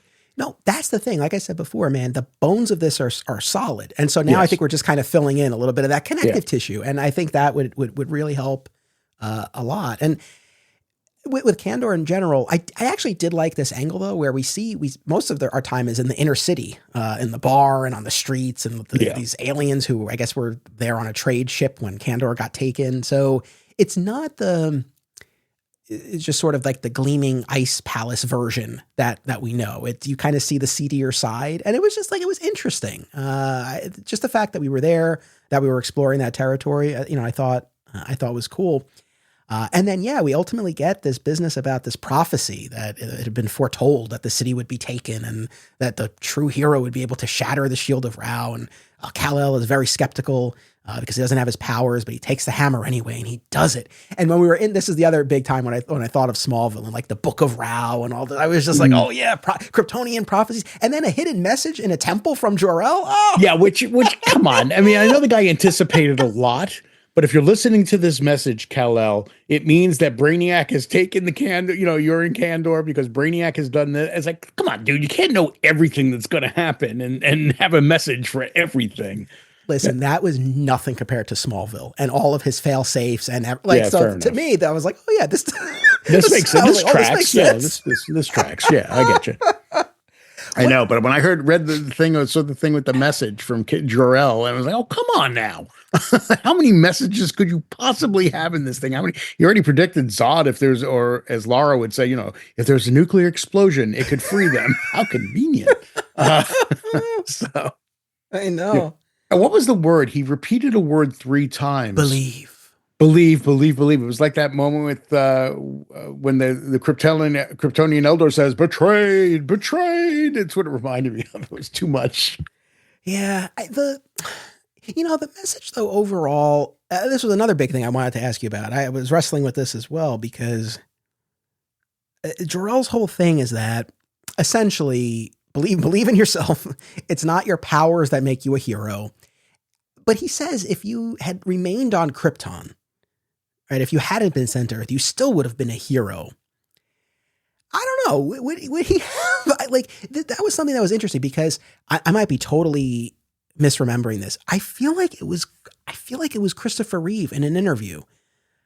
Unless I'm totally mixing this up with someone else. Maybe you'll remember, or maybe an audience member. I feel like it was a Christopher Reeve interview where he talked about how if Kal-El had stayed on Krypton, he would just been a regular guy. He would have been a carpenter, or something like he wouldn't have been a larger than life hero. So right. I don't know, but maybe that doesn't really track. I mean, but again, you got to that's sort of dramatic license, I think, because would he have been a hero? No, he, like you said, he would have been a carpenter or something. But here, because he was so different from humanity with the powers and everything, then he could be something bigger than he would have been. Oh, there, he just would have been another Kryptonian schmo. Yeah. That's right. I said schmo. So I don't know. Yeah. But obviously that is the kick in the pants that he needs. And he reunites with Lois, and Max Durr takes them to this massive miles-long tunnel that's one of the exhaust tubes. And that's their way out of the Bottle City. I liked all that business too. And we see on the ship of inserting and then unplugging the electricity connector and the plumbing and the sewage and all that stuff. I like kind of the mechanics of it. And Superman is able, even without his powers, is able to survive and save Lois through this massive fall because he knows the aerodynamics of flying. So I thought that was a nice touch. Yeah, because it was a laser protection thing, grid that he was able to fly between because he knew how to fall between, I should say, at that point. Because he knew how to fly. He'd spent years flying and had to maneuver himself. So yeah, that was nice. Yeah, and it was fun during the script reading because the actor playing Superman, he's in the blue Superman shirt for most of it, or the first act at least. And then when Superman's on Kandor, he puts a white shirt with the S symbol over it. And then when he gets to that point of going into the tunnel, he takes off the white shirt and he's in the blue, and the audience cheered. Like, that's what I'm saying. It was a lot of fun, and it just kind of helped bring it to life in a different way because you read it on the page and it's like, all right, he's back in his costume, whatever. But just seeing people perform it and just kind of having that moment and that pop of like, oh, he's back in the costume. And performing it like with emotion. Oh, for sure. Performing it like, they did great jobs in that performance, I think. Yeah. Yeah, no, it was really tremendous. And then, of course, this brings us to our big action-packed climax here where there's a battle on on the ship. And Superman essentially ultimately throws Brainiac into space, and he's seemingly defeated, but then he's able to transfer his consciousness back into the robot body. And they have a final confrontation on Kolu. And the coup de grace there is that Superman shrinks himself back down and flies a bolt into Brainiac, and then uses the device to enlarge the bolt, which destroys Brainiac and sets off this chain reaction. A little planet explodes or something. And we're out. Other than, of course, our final denouement with Superman and Lois enjoying a little R&R in Candor and returning as a married couple expecting a son and a daughter. But the bolt thing reminded me of what people used to say about Thanos in the movies, that Ant-Man should go up his butt and just grow. I remember that, yeah. That's definitely reminded me of that. One of the issues I had, though, however, was, the bolt thing was great. I thought that was a really clever way to sort of destroy Brainiac. But it was intercut with Lois on this conveyor belt that was going to disintegrate her. That belt went on forever while he's battling Brainiac, and they're cutting back and forth between the two. The Lois on this belt thing was just like, dude, how long is this thing? You doing it? But the battle was great. I thought it was a good climax for this story. Yeah, it was fun. And once more, just thinking about how they would have shown this, and Brainiac being full size and Superman shrunk down and whatnot. But yeah, no, it was satisfying. And then the final moment with Superman and Lois being together, like we keep saying, like a little more connective tissue there, show her learning the secret and whatnot. Yeah, I think that would have been important for her to learn the secret before she's pregnant and they're Mr. and Mrs. Superman. Yeah, and clearly she does know, because she talks to Martha at the end, right? Like that's the whole thing. So thankfully she does at least know, because you never know. It could be a thing where Superman and Lois are together, but she still doesn't know. So thankfully she knows. But that would be awkward at the Daily Planet. Yeah, the next day. Yeah, and the Bottle City is in the fortress right out of the comic. So I thought that was nice. And I don't know. I guess it's an open question. It's not addressed here, but it's like, I don't know. Even if, presumably Superman has Brainiac's tools at his disposal, but I don't know that he even could enlarge. Or no, because doesn't Cosmo take the other cities, and he's going to try to find a planet for them? He is going to do that. But Superman has Candor, so it's kind of like, oh yeah, why would you do that? and I guess my question, could they be enlarged, or would they run into the same situation that Cosmo's friends did, where they've been shrunk for too long? Yeah, I don't know. All those cities, though, who knows how many of those cities are in the same situation, right? I mean, it's just, in the comics, they had the contrivance that Superman had enough of the enlarging thing to make himself big, but he couldn't do the city. But someday he'd find a way to do it. Yeah. When he did, all hell broke loose. But anyway, he eventually did. I don't know. But I think every city, anything that Brainiac had for any time would have been in the same situation, Yeah. But that's it. I mean, that was the draft, the first draft entitled Superman the New Movie, later rewritten and retitled Superman Reborn. And yeah, like I said, just this ultimate what if. But I don't know, man. Brainiac, the Bottle City, Lois and Superman finally moving forward. Yeah, in their relationship, even if we needed a little bit more to get there, but still to finally at least have that step forward. I mean, whether it lines up with what the previous movies had told us about his capacity to serve humanity and have a relationship. You're going to have to get over that at some point, right? I mean, seriously, it's like, you're just going to have to learn how to balance it. It's going to have been great. Maybe that could have been part of Jor-El's message. I mean, it wouldn't jive with what Jor-El in the fortress had told him, but Jor-El's message at the Temple of Ra, I don't know, maybe there could have been something there that would have set him on a different path. It could have been. Look, his messages go on and on and on, so he could have changed his mind easily from the fortress to to this one or to whatever. Yeah. Yeah. Anything else we haven't talked about with this that you want to? I mean, I don't think so. I think we've done a pretty exhaustive job looking at this. I can tell Hopefully you that exhaustive and not exhausting. Well, yeah, there is that too. Right. Absolutely. But I mean, like I say, whatever issues I'm raising, it's just in terms of story construction and things that would have much of which would have, as we said, been addressed had this thing gone on into further drafts beyond the notes coming in and really changing things around. But it's just that, again, we started the conversation with this. It's the fascination. It's the what if. It's the exploring the thing that's sort of we've known about, and now we get a greater taste of it. And to me, that's thrilling, just having that opportunity to tap into anything. And I know I'm repeating myself from earlier on, but anything that we can delve deeper into or have a bit greater experience with that we hadn't had previously, I think is great. Yeah, you wish that this had come to fruition, that this had been Christopher Reeve's final outing as the character. I mean, on that note, one of the things that comes up in that Q&A with Mark Jones and Ilya Salkind is that, especially in the first draft where Lois ends up being pregnant with a son and a daughter. And by the way, it's funny, them having twins, right? We would now see on Superman and Lois all these years later, even though they're twin boys, but still that same idea. But they were talking in that Q&A about they saw that as providing a runway for Superman 6, 7, 8. Now, obviously, due to real world circumstances with Christopher Reeve's accident. Even if there weren't real world circumstances, I hate to break it to you, Christopher Reeve would not be back for Superman 6, 7, or 8, even if he did come back for 5. Yes. And there's also, I think, a fair question to ask about how long any one film series should go on. Especially, it's one thing when we're talking about, although maybe you could make the same argument here, but it's one thing when we're talking about like a full-on cinematic universe with all these different standalone stories and sequels. Absolutely. But when we're talking just one continuous film series with the same cast, at a certain point, I think you do want to put a bow on it and end strong. And I think that had this first draft or whatever subsequent refinement it had undergone, had that come to pass, assuming that they could have brought it to life with the same kind of quality and integrity as the first couple of movies. Right. I think that it really could have been a really beautiful swan song for this version. But I'm just so glad that we still get to experience it in this way.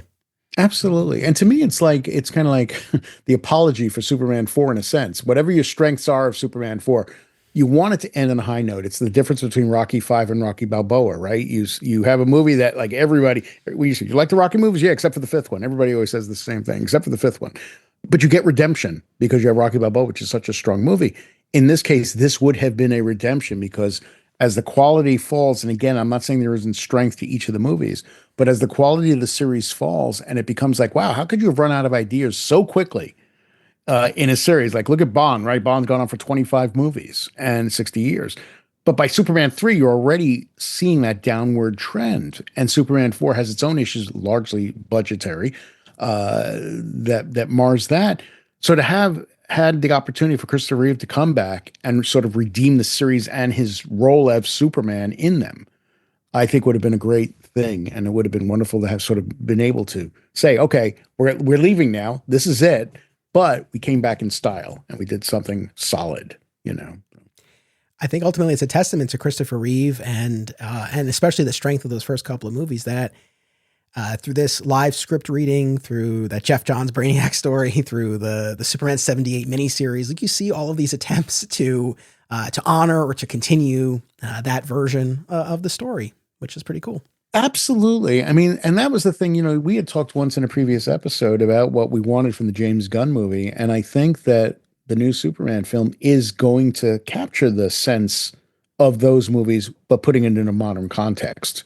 And that's exciting. So they made such an impact, those movies, that it is wonderful when somebody can do it. Like Bryan Singer was too much of a slave to it with Superman Returns, I think. But if you can capture sort of the essence of those movies and yet place it again in a modern context, I think that's a wonderful thing because those movies, those first two movies especially, are so strong and they remain to a large degree the ones by which everything else is measured. Superhero movies and Superman movies are measured by that movie. Kevin Feige supposedly watches Superman the movie every time he's starting a new Marvel movie. I don't know if that's true or not, but that's what he's claimed. And that says something for the strength of those films and Christopher Reeve's performance as Superman. Yeah, beautifully said. All right, so we're going to take just a short break, and then we'll be back with my conversation with David Kocher all about the live script reading. Ed, of course, we mentioned Superman, The Definitive History, Voices from Krypton. Anything else you want to mention or anywhere else you want to direct folks? No, I have the personal site at edgrosswriter.com, and I'm writing about classic TV on a daily basis at womensworld.com. So as their senior entertainment editor. So those are the two main things that I've got. All right. Well, I always enjoy these conversations. So thank you so much. Thank you. It's always a pleasure to be here and I want to come back. So there you go. You'll be back. We'll talk off mic. Audience, don't go anywhere. We will be right back with David Kocher. This podcast is an affiliate of BCW Supplies. The next time you need to restock on comic book bags, boards, boxes, and more, be sure to use promo code FSP to save 10% on your order. That's FSP for Flat Squirrel Productions. It helps support the show too. Thank you. Fat Moose Comics, established in 1982, is New Jersey's best and oldest comic book store. Led by current owner Sean Hendricks, Moose has that rare, old-school comic shop feel and camaraderie, yet also remains a welcoming space for new fans. If you're looking for something and they don't have it, they can probably get it for you. They know a guy. Visit Fat Moose in Whippany the next time you are in the Garden State, and be sure to reach out via the Fat Moose Comics Facebook page. We all love the big-budget superhero films, but the world of independent cinema remains a place of unbridled creative freedom and entrepreneurial spirit. Whether you're an independent filmmaker yourself or you just love movies, don't miss these New Jersey film festivals: Brightside Tavern in Jersey City, Hang On to Your Shorts in Asbury Park, and Round Reel in Bloomfield. Submission information for filmmakers can be found at filmfreeway.com. Follow the festivals on social media for news about events, discounts, tickets, and much more. David, welcome to Digging for Kryptonite. It's an honor to have you here. Yeah, thank you for having me, man.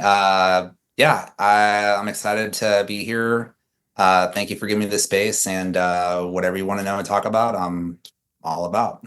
Awesome. Well, listen, first, I want to thank you twice over. First, for staging and recording this live reading of the Unmade Superman Reborn screenplay, because you really did a great service to the larger Superman fan community and to Christopher Reeve and the legacy of that film series. So it's a wonderful thing, and I thank you.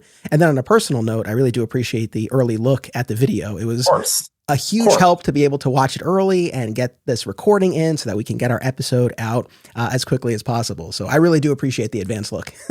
Oh, absolutely. No, it's my pleasure. To what you're saying, this is definitely a service to the Superman Christopher Reeve fandom. I mean, if I was not doing this, if I did not help make this, I would want to watch this, because I Superman the movie is my all-time favorite movie. And one of the things that I felt with this draft, because initially the original plan was I was going to do a live script reading performance of the third draft that leaked on the internet.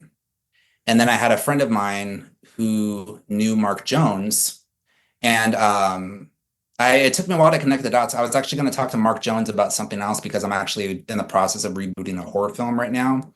And so Mark Jones, he also directed and wrote Leprechaun.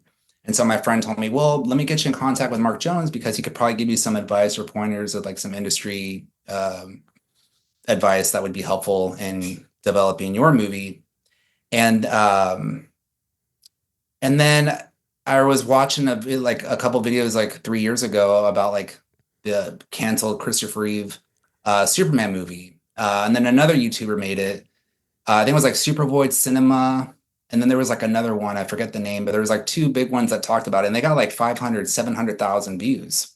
And so, I was going to do it this third draft. But then when I met Mark Jones, my first night that I met him, he pulls out the first draft, and it's Superman, the new movie. And to me, it was like the Ark of the Covenant. When he pulled this thing out, it was I could hear the choir music, playing hee haw hee, just this holy. It was just a holy moment. And at a cigar lounge that he's a member of, he has pretty much he has access to the place. So we were smoking cigars till 2 a.m. talking about Superman. And I let him know what I wanted to do, and I was going off reading the third draft, but then I read this first draft, and it's different. Have you read the third draft that leaked on the internet? I have not, but to your point about seeing the number of views on those YouTube videos about this Unmade project, yeah, one thing I found, I guess for myself, but our podcast audience as well, there's definitely an appetite in the fandom for these what if unmade projects that almost came to pass. So to be able to give them life like this is really, really cool. Well, I'll tell you why there's an appetite, especially for this one, and this is why in one of the sentences in the title cards of our recording is, may this reading give a sense of closure and celebration to the legacy of Christopher Reeve as Superman. And the reason why I say closure is because we as Christopher Reeve fans, we never got that closure about what happened with Lois Lane and Superman. And the first film starts off, great. It's, obviously it's iconic, it's epic. Second film is, it's a good movie. I don't feel like it's as good or crisp as the first movie, but it's pretty decent. Third one has some good, Superman iconic moments with Superman versus Superman. That's pretty cool. And then Superman 4, it's a bad movie, but it has good Superman moments. So, but again, it's like, us as fans we're kind of led into this introduction of like this romance between Lois and Superman, and that's the thing, and that's why I really wanted to drive home that Lois Lane is a big part of Superman Reborn, because in Superman, obviously in Superman 3 her role got diminished. Superman 4, they kind of teased it a little bit, but they didn't really go forward with that. So what I love about this reading is, at least us as fans, we know there's a story out there with this lineage, because Ilya Salkind is the connective tissue. And so that's what makes this special, is because we can at least wonder in our imaginations that there's some universe out there where Margot Kidder as Lois Lane and Christopher Reeve as Superman are married, and she's pregnant, and they have kids, and they live happily ever after. And that to me is what's the most fulfilling thing about this, because a few years ago I watched Lois and Clark: The New Adventures of Superman. And here's the thing, as a kid, I never really liked Dean Cain as Superman, because I was very fixated on Christopher Reeve's my Superman. Like, there's just qualities that I liked and resonated with me better. And I didn't get the show. I mean, I thought it was like cool, yeah, it's like Superman, but as an adult, I watched it a few years ago, and that was one of the things that I appreciated. There's a lot of things that resonated with me more as an adult watching Lois and Clark: The New Adventures of Superman. But it kind of gave me that fulfillment of what was missing. Like, it kind of filled the void of what was missing from the end of the Christopher Reeve Superman movies. And so that's why this draft is very fulfilling and supplemental in that. Yeah, I think there still is that itch for a lot of us fans of that film series. And so to have something like this, and like I keep saying, to give it life in the way that you did, and that's one of the big things I wanted to ask you. I mean, what was the impetus for a live script reading? I mean, that's a specific vehicle to sort of try to bring this to life. So I was just curious where that came from. Well, the thing is, because it's an intellectual property and it's Warner Brothers, there's only so much that you can do per se, because the only way we were able to do this is because we had a grant to fund it and to make it. In other words, for us to have the stage and everything like that. But I mean, we couldn't sell any tickets. It was a free show. And so it was more or less, it was like a passion project, but more or less the reason why I wanted to do it was because, I mean, I'm an actor and I wanted to showcase my talent. And that was ultimately like a driving force. But I mean, I was pretty much the one that started it, but the person who, in my opinion, is the one who really helped me finish this and took this to the finish line is Ray Carcillo. And I don't know if you know this, but he used to be part of DC Daily with the DC Universe app. And so there was a picture that was floating around the internet a few years ago, and it was Ray, and he's literally next to the J.J. Abrams Superman suit for Superman Flyby. And I saw that and I was like, dude, I don't know who that guy is, but I need to be friends with that guy. And I need to like get close, because I mean, I have like my personal endeavors as well. And so, I'm pretty good at like orbiting and kind of like knowing like who to hang out with or who to surround myself with to get in the door, if that makes any sense, of like where I want to go. But I saw that, and I friend requested him on Facebook. Never met him. And so I just, kept it friendly, little back and forth. And then our first meeting was actually at DC Universe Studios, where he worked at. And so I got to see like the studio and the displays that they had, and I couldn't take any pictures, but that was my first time meeting him. And I appreciated that, because and I remember stuff like that. If you do something like that for me, I remember that for the long haul. And this was back in 2019, about 6 years ago. You mentioned a grant. I know you also partnered with the Christopher and Dana Reeve Foundation. So Yes. How did that come about?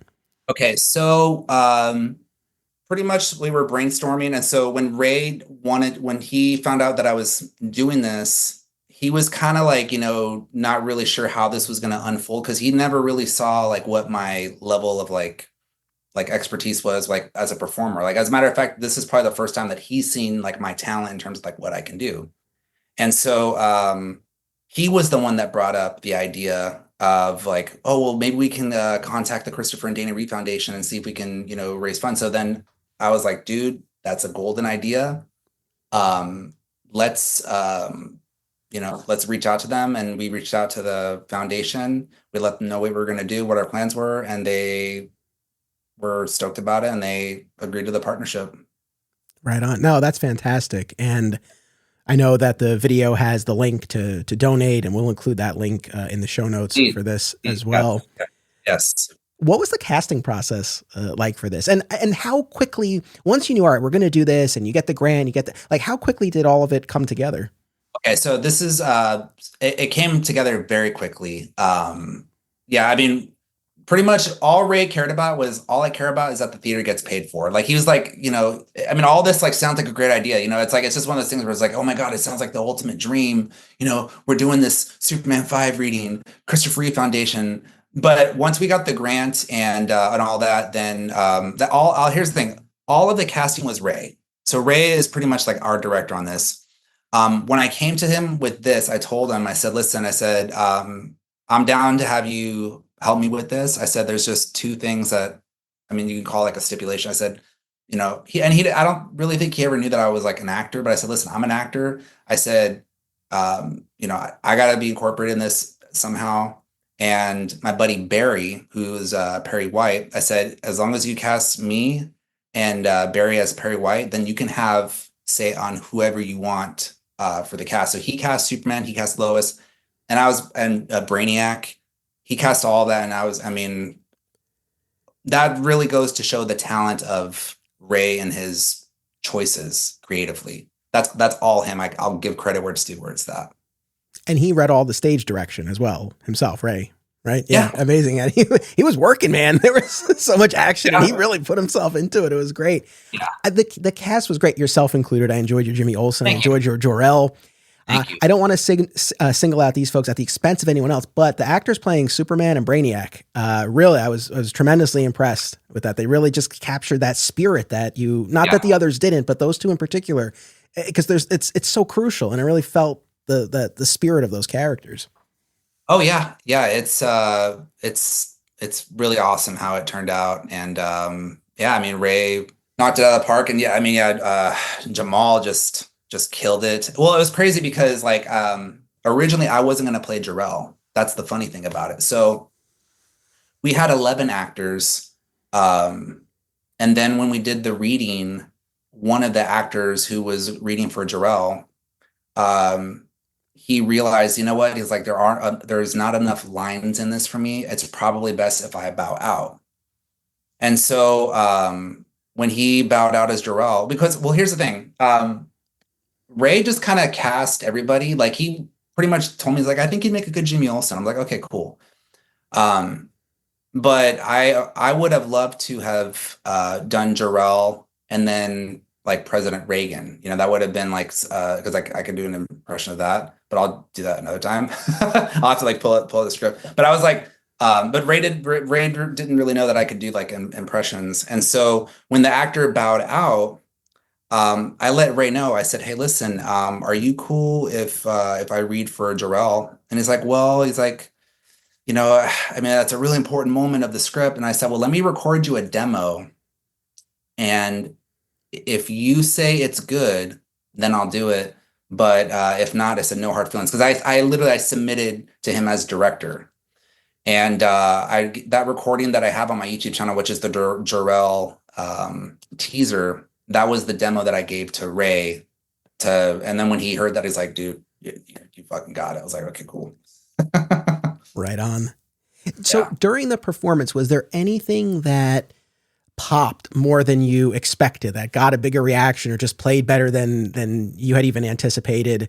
Or I guess the flip of that, not to be negative, was there anything that maybe didn't get the reaction that you were expecting? Well, I mean, I will say this, and these are great questions, by the way. I have to say, like, you really have thought this through, and I appreciate this. So pretty much one of the things that we were very insecure about was the sound. We in the beginning we were initially going to talk into the microphones, but then somebody at the theater said you can do that, but the sound quality is, the actors literally have to have their mouths here in order for the sound to be projected to the board. So we tried doing that, and then thank God the camera guy had a shotgun mic. And so he brought out a shotgun mic, and then he put that in the center of the stage, and then that pretty much captured the entire sound. And then thankfully my editor cleaned up the sound, and it turned out pretty good. So is it perfect? No, but overall it's pretty good. There's some things where, because I know I'm like, that could be polished a little bit more. Not in terms of the actors' performances, but in terms of like the quality of the sound. It's very, very minuscule. Wait, so that sound in that video, that's just from a shotgun mic? That's it? It's from a shotgun mic and editing. Yeah. And sound mixing and editing. Not to discount that. But no, that's fascinating. Because as I was listening to it, honestly, it sounded great to me. And I listened or watched it in a few chunks. And so for most of it, I watched on the big screen TV through my sound system. Right. I watched a little bit of it just on my phone with my AirPods. I watched a little bit more just out of my phone speakers, and throughout it always sounded great. And I was wondering, I was like, are they mic'd? Are there mics on the stands? That's what I thought. So that's fantastic. Oh yeah. So we had a shotgun mic, but also too, because the actors are projecting their voices, the theater really kind of like echoes. Yeah. So I feel like that kind of, increased the impact of the reception of the sound on the mic. So, yeah. The Q&A also was very interesting with Ilya yes. and Mark Jones talking about a little bit, I guess, about how the project came to be, a lot about why it ultimately didn't happen. And I know Mark Jones spoke at length about sort of it being a victim of studio politics and Warner Brothers wanting the rights back and all of that. One of the things he suggested was he would love to see this brought to life as an animated film. And this is something, like I said, we've talked about Superman Lives a lot on the show and various other projects. And to me, it always feels like such a missed opportunity on the part of Warner Brothers to not take these unused projects that there is interest in and give it life in that way. So I was very intrigued by that. Do you have any updates on that? Well, that's something that I would like to see. That's something that, I would hope could happen. I think there would be more, obviously if they can make unmade movies into animated movies, like Zack Snyder's Justice League Part 2 or Tim Burton's Superman Lives, that's great. For me, why I would love for this to happen more than the others is to give, Christopher Reeve fans like a sense of completion.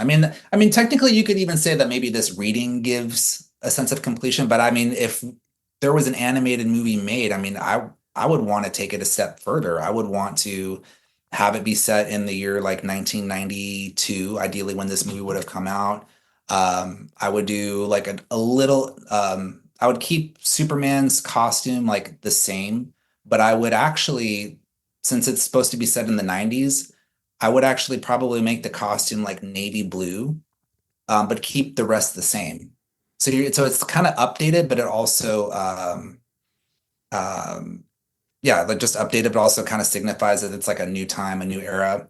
And going back to, initially it was going to be called Superman, the New Movie. And the reason why they did that was because they wanted to distance themselves away from the numerals. They thought, okay, well, Superman Roman numeral 3, Superman Roman numeral 4, we should probably distance ourselves from that and rebrand ourselves.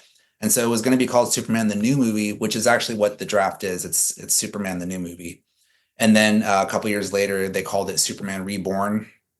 And so even though technically we read from Superman, the New Movie, we decided to call it Superman Reborn because that's initially what it was going to be called. And I like the title better too. So I know I had asked you what you were most surprised by, during the performance of it, but just in terms of the screenplay itself, once you actually had the chance to read that first draft in particular.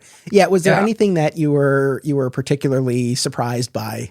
Oh yeah. How edgy and ballsy it is. It was funny because,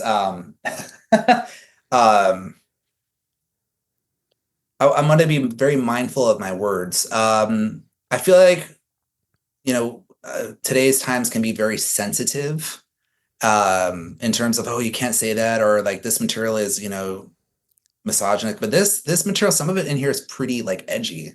And that was one of the things that I thought was really cool when I read this. I'm like, especially like Superman and Lila, where there's an instance where, Lila is, she's, showing it off to Superman. She's Flash and Superman. And it's edgy in the sense because you never really seen Superman in that type of situation, especially when there's like an alien extraterrestrial element to it. And then also it's an opportunity to show who Superman is, where he's like, oh, if I wanted to, I could see through your clothes, but I can't. And so it's, and the thing is too, like with this script, like it really, this first draft, they really, they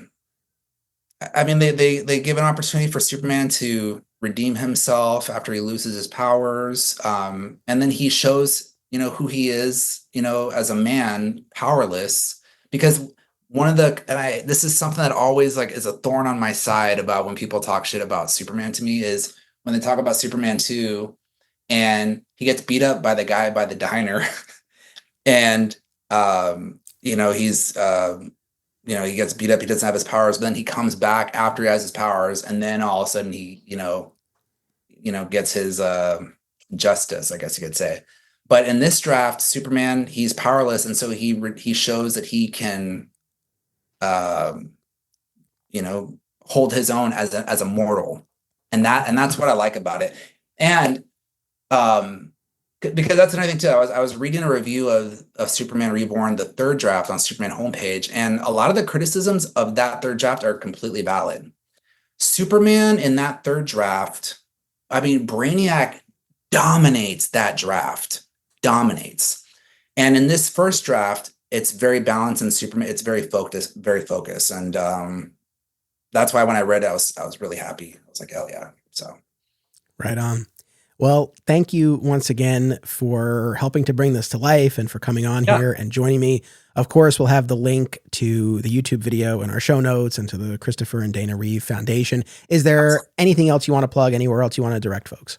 Yeah, I want to plug my editor, Jacob Harlow.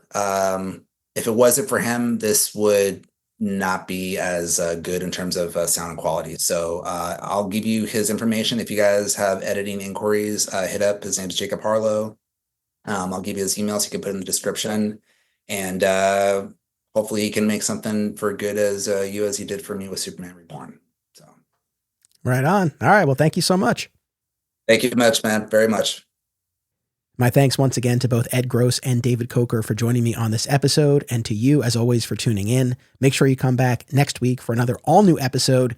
Always hold on to Smallville host Zach Moore and I will be breaking down the many adaptations of the death and return of Superman across time and media. It's a really fun one. You don't want to miss it. Until then, as always, it's about what you do. It's about action. Support the podcast and receive exclusive content, including bonus episodes, by becoming a member at patreon.com/Anthony Desiato. Flat Squirrel Podcasts is home to Digging for Kryptonite and another exciting episode in the adventures of Superman. Please subscribe, rate, and review today, and continue the conversation by joining us on social media. Links are in the show notes. Thank you all